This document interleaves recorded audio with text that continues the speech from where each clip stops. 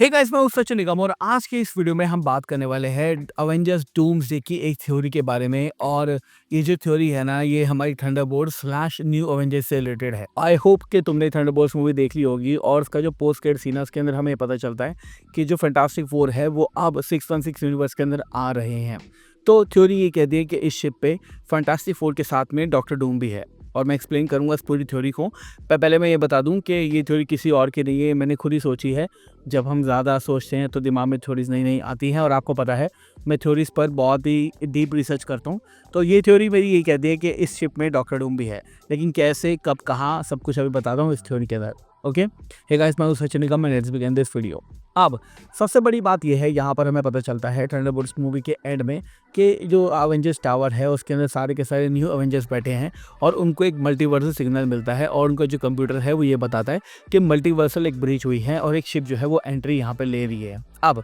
सबसे पहले मेन बात यहाँ पे आपको ये पता करनी है कि अगर आप शिप को गौर से देखेंगे तो आपको पता चलेगा कि ये फैंटास्टिक फोर की शिप है। और जो क्रेडिट है अगर इस मूवी के तुम देखोगे तो वहाँ पे हमें पता चलेगा कि जो थीम म्यूज़िक बजता है ना, ये वही थीम म्यूज़िक है जो कि हमारी आने वाली फैंटास्टिक फोर मूवी के अंदर होने वाला है, यानी जो जुलाई में आने वाली है।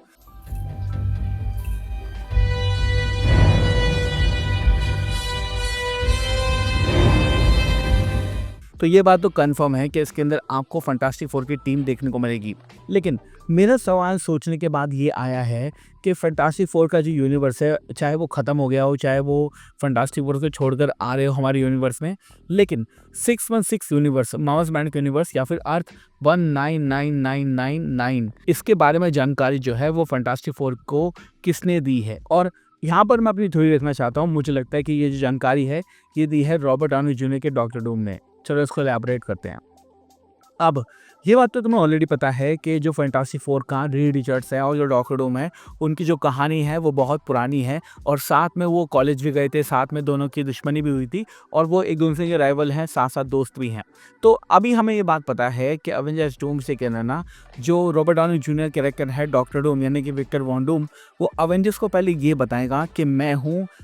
मेरा नाम है टोनी स्टार्क और मैं तुम्हारी यहाँ पे मदद करने आया हूँ। बाद में वो रिवील ये करेगा कि एक्चुअली मैं टोनी स्टार्क नहीं हूँ, मेरा नाम है विक्टर वॉन डूम और मैं यहाँ तुम्हारे लेने आया हूँ। लेकिन उससे पहले हमें ये चीज़ स्टैब्लिश करनी पड़ेगी कि किस तरह से डॉक्टर डूम जो है वो 616 यूनिवर्स के अंदर आएगा। अब इसके पीछे एक थोड़ी सी थ्योरी मेरी ये कहती है कि फैंटास्टिक फोर मूवी जब खत्म होने वाली होगी ना, उसके एंड में हमें देखने को मिलेगा कि डॉक्टर डूम जो है वो रीड के पास आएगा और रीड के पास आने के बाद बोलेगा कि भैया अभी अगर तुम्हें बचना है, गैलेक्टस से बचना है और इंकर्जन से बचना है, तो तुम्हें जाना पड़ेगा 616 यूनिवर्स के अंदर। अब ऑब्वियसली आप ये बात जानते हैं कि रीड रिचर्ड जो है वो बहुत ज़्यादा स्मार्ट है और मैं ये बिल्कुल भी नहीं कह रहा कि रीड जो है वो खुद 616 यूनिवर्स के बारे में पता नहीं कर सकता। बट मैं ये ज़रूर यहाँ पे कहना चाहता हूँ कि जो डॉक्टर डूम है वो ये बात जानता है कि 616 जो यूनिवर्स है वो मेन यूनिवर्स है और वहाँ पर मुझे पहुँचना है अगर मुझे मल्टीवर्सल टेक ओवर करना है। तो अब रीड जो है अगर वो इस मूवी के अंदर अपना मल्टीवर्सल ब्रिज जो है वो बनाता है,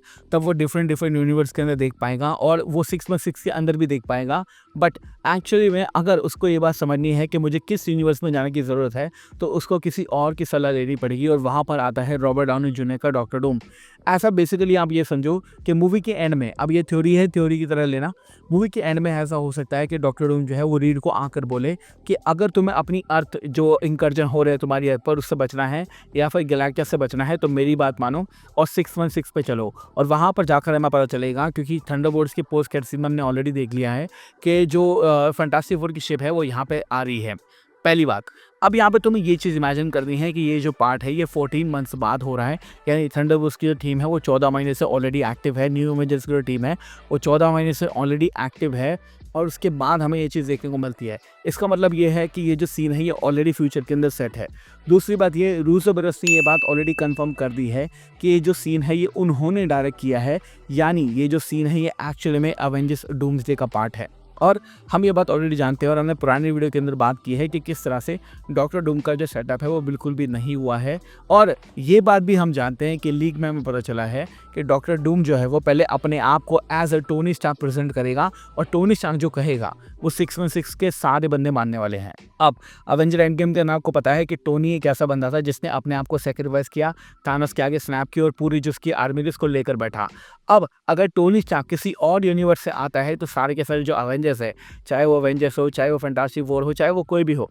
वो उसकी बात को मानेंगे। तो मुझे ऐसा लगता है इस बात का फ़ायदा उठाकर डॉक्टर डूम जो है वो समझ जाएगा कि अब अगर मुझे मल्टीवर्सल राज करना है तो मुझे 616 को पकड़ना पड़ेगा, और वो फैंटास्टिक फोर के पास आकर ये बोलेगा कि भैया 616 के अंदर चलो और वहाँ पर जाकर जो मैं कहूँगा वो तुम्हें करना पड़ेगा। क्योंकि अगर तुम्हें सोचोगे, ये बात को गौर से सोचोगे, तो तुम्हें ये पता चलेगा कि हमें पता है कि अगली जो मूवी होने वाली है अवेंजर्स डूम्सडे, उसके अंदर अवेंजर्स जो है वो एक्समैन से लड़ाई करने वाले हैं। लेकिन अवेंजर्स जो है वो एक्समैन से लड़ाई क्यों करेंगे? बिकॉज यहाँ पर डॉक्टर डूम ने अपनी टीम को लेकर आया होगा, जिसमें कैप्टन अमेरिका होगी, ब्लैक विडो होगी, हॉकाई होगा, हल्क होगा, ये सारे बंदे होंगे। डॉक्टर डूम जो है आके ये बोलेगा कि मैं टोनी स्टार्क हूँ, मेरी बात को मानो, और अभी तुम्हें अवेंजर्स जो एक्समैन है वो करने की ज़रूरत है और एक्समैन से लड़ाई करने की ज़रूरत है। इसलिए फैंटास्टिक फोर जो है वो उसका साथ देंगे। क्योंकि तुम खुद भी ये बात सोचो कि पेड्रो पास्कल के जो रीड रिचर्ड्स हैं, उसको ये बात कौन बोलेगा कि भैया 616 में जा, क्योंकि हमने ऑलरेडी देख लिया है कि 616 में जो पेड्रो पास्कल की टीम है,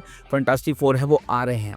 साथ साथ अगर तुम गौर से देखोगे तो एक सीन में हम देख सकते हैं कि जो फैंटास्टिक फोर की शिप है उसके 3 विंग है, लेकिन थंडरबोल्ट्स के एंड में जो फैंटास्टिक फोर की शिप आ रही है उसके 4 विंग है। तो ऐसा पॉसिबल है कि मल्टीवर्स जंप करने के लिए डॉक्टर डूम ने रीड को वो सिखाया हो और वो टेक्नोलॉजी दी हो जिसके थ्रू रीड जो है वो मल्टीवर्स जंप कर पाए और डॉक्टर डूम की बात मानकर 616 में आए। 616 में आने के बाद हमें पता चलेगा कि थंडरबोल्ट्स उनसे मिलने जाएंगे। वहाँ पर टोनी स्टार्क को शिप से निकलेगा और शिप में निकलने के बाद वो बोलेगा कि मैं हूँ टोनी स्टार्क, हालांकि वो डॉक्टर डूम होगा। वो आके बोलेगा मैं हूँ टोनी स्टार्क, और सब उसको ऑलरेडी जानते होंगे क्योंकि टोनी स्टार्क ने सेक्रीफाइस किया था, उसकी बात को मानेंगे। फिर वो कहेगा कि अगर तुम्हें इंकर्जन से बचना है तो तुम्हें एक्समैन के ऊपर हमला करना पड़ेगा, क्योंकि उसका कोई और प्लान है। लेकिन सबको ये नहीं पता होगा, सबको पता लगेगा कि भैया ये तो टोनी स्टार्क है और टोनी स्टार्क जो भी बोलेगा हमें करना पड़ेगा। और ऑब्वियसली वहाँ पर जब टोनी स्टार्क की जो टीम है, साथ में अवेंजर्स है, नए अवेंजर्स या फैंटास्टिक फोर हैं, वो सारे के सारे मिलकर एक्समैन के ऊपर हमला करेंगे, और इसलिए हमें अवेंजर्स डूम्सडे देखने को मिलेगी।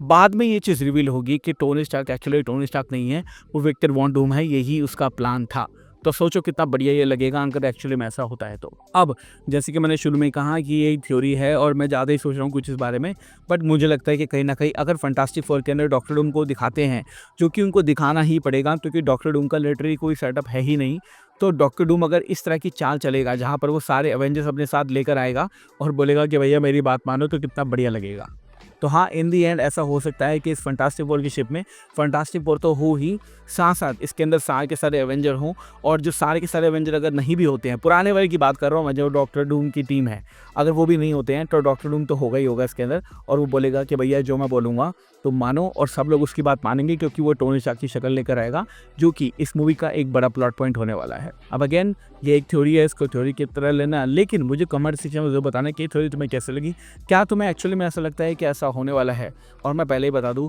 ये थ्योरी मैंने कहीं पढ़ी नहीं है, कहीं सुनी नहीं है, बस सोच रहा था, मेरे दिमाग में आया, और आई होप क्योंकि रूसो ब्रदर्स ने इस सीन को डायरेक्ट किया है और ये जो सीन है ये एक्चुअली थंडरबोल्ट्स का पार्ट ना होकर अवेंजर्स डूम्सडे का पार्ट है, तो मुझे लगता है कि इस कहानी को यहीं से वो जोड़कर डॉक्टर डूम को दिखा सकते हैं कि कितना बड़ा हरामी है और कितने अच्छे तरीके से इसने नए अवेंजर्स को बीट कर दिया, बिल्कुल उनकी तरह से डिफीट कर दिया, उनको चीट कर दिया, और बहुत ही बढ़िया सीन रहेगा। Thank you so much for watching this video guys. मैं हूँ सचिन निगम, मिलूंगा आपसे अगली वीडियो के अंदर। Bye guys, take care, love you all and have a great amazing day.